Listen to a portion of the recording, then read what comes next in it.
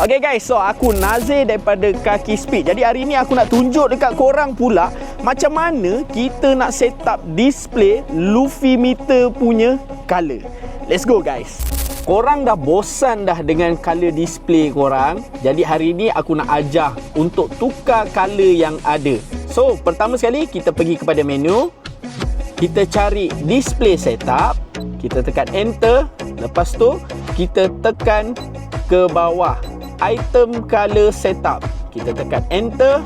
Kita akan masuk dekat display sini. Di sini adalah di mana korang boleh set up semua color yang korang minat. Jadi sekarang kita cuba tukar. Aku suka warna merah. Jadi warna merah ada di belah ujung. Macam mana kita nak pergi ke warna merah? Kita just tekan lama-lama terus sampai ke merah. Jadi aku nak number warna kuning. Kita tekan enter untuk pergi ke bahagian number.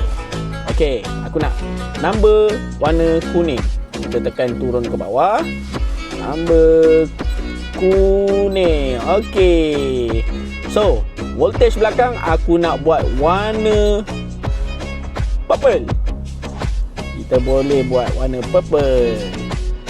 Okey guys. Dah jadi dah kita punya custom color. Banyak lagi yang korang boleh explore dekat OBD meter Luffy ni.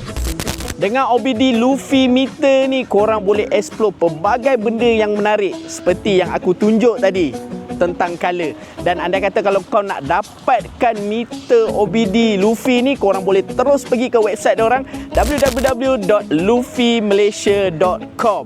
Ingat OBD meter, ingat Luffy guys. Luncur!